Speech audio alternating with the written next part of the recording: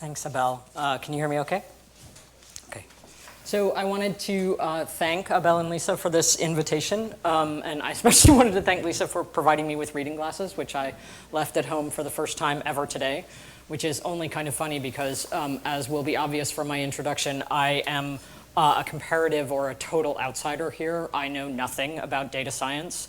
My friends think it's the funniest thing in the world. Someone asked me last night if Data Science Day was a national holiday. And I said that I feel like one of those people who goes to a very, very far away country and it's the national holiday of the country. And there's parades and marching bands. And you're kind of getting into it, but you're thinking, I wonder what we're celebrating.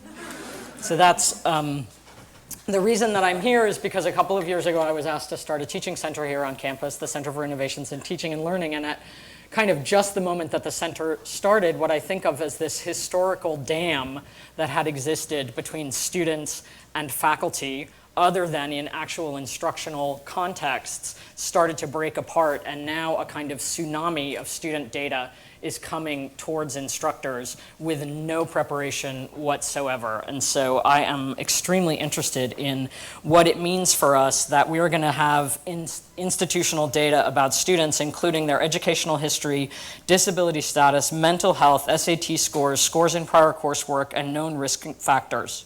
So all these things are becoming available to us. And just to give you an example, I got an email this morning from the company that built the dashboards for our Student Success Division that says the following: expand well-being initiatives with faculty partnerships. So this is aimed at student affairs professionals.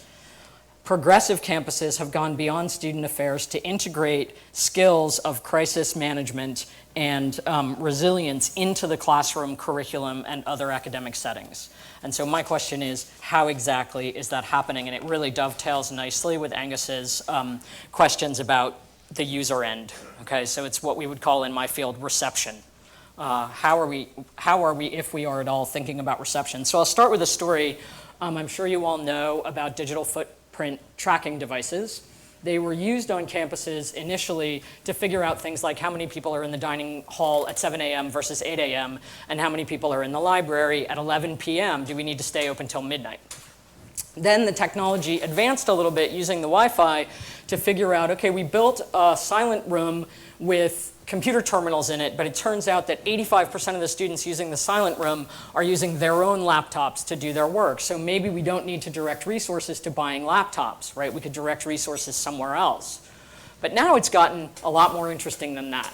There's a company called Degree Analysis that is tracking through the Wi-Fi what kind of internet students are using at any given moment. Okay, so not only where they are, but what kind of internet use is there. And even though on most campuses that data is being aggregated, there are people who are saying things like the following.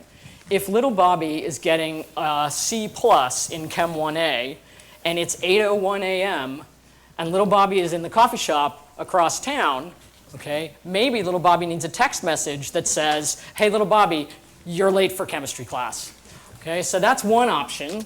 And I want to say about that we happen to know that if that text message comes from or appears to come from the professor, that makes a big difference to little Bobby. He's much more likely to hustle across town if it comes from the faculty member teaching the course.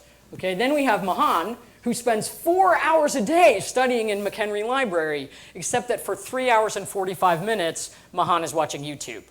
Okay? Again, she could get a text message from an advisor, and this is already happening in some places, but she could also have an interaction with her instructor where her instructor seamlessly talks about study skills in the course of presenting the class curriculum. Okay, so these are the instances that I would like to talk about and ask you to think about with me a little bit today. So a year ago, a much-cited piece came out in the higher education press called Setting the Table: Responsible Use of Student Data in Higher Ed. It was a combined project of Martin Kurzweil, who started Ithaca S&R, which is a higher ed consulting and research and edutech firm, and Mitchell Stevens of Stanford's Center for Advanced Research through Online Learning. And they laid out 4 first principles to guide responsible use of student data. And this is the 4th principle. Awareness of educational practices that are suboptimal and of available ways to improve those practices requires educators to proactively change what they do. Okay. So this is a pretty high bar, right? And it's also, a little bit suspect to a lot of people in the professional development field because it comes out of what some might see as a bastion of monetization, capitalization, and neoliberal incursion into higher ed, Ithaca S&R. Okay. Be responsible, buy more stuff would be one way to talk about that. Indeed, the second of the four first principles is education is only partially a business activity. But here's the thing. I recently attended a kind of boot camp of educational equity at USC, led by a real pioneer in that field called Estella Ben-Simon. And what's interesting to me is that Estella Ben-Simon could have said this sentence too. So the educational equity warriors of the left and the ed tech neoliberal financial incursions into higher ed people of the right speak the same language about the possibilities opened up to us through data analytics. And that's what I'm interested in, okay? That's what's really driving my interest in this.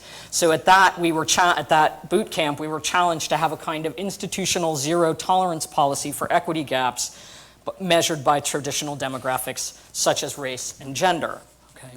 So the ethical imperative to use research and data on learning to close equity gaps is embraced as much by higher ed's equity warriors as it is by those who want to use business to make public higher education as profitable as possible for private sector, ed tech, consulting, and other public-private partnerships. So my question right now, although there are lots of questions that we could talk about here, is who are these educators? And how are they being included in this conversation? Okay. When I think of educators in that sentence, and I'll go back to the previous slide, okay, it requires educators to proactively change what they do. I think they're thinking primarily about instructors, okay, in addition to all the para-instructional support in advising and such. So to what extent, I want to ask, is institutional responsibility for ensuring student success being seamlessly shifted onto individual instructors, and how are instructors being prepared for this brave new world of student data coming at them? What am I supposed to do with a dashboard sent to me at the start of the quarter that gives me information about the students in my class? What pedagogical practices am I required to adopt if my class is 62% first generation college students, but what about if 40% of my students have a known history of extreme stress or suicidation and I'm given that information? How and when am I supposed to become educated about these matters? Okay, so Alana Zaida at UCLA has this technology is being adapted without much thoughtfulness or much education on the part of the people using the tools, and she has this wonderful visualization how ed tech shapes pedagogy and policy and vice versa. And there's the machine with the inputs and the outputs and the student kind of flying around in the middle. But I think these people over here who are looking terrified are the faculty, okay? So who will take on the job of educating instructors, not just about how to read the information they are being given, but more importantly, what to do with it?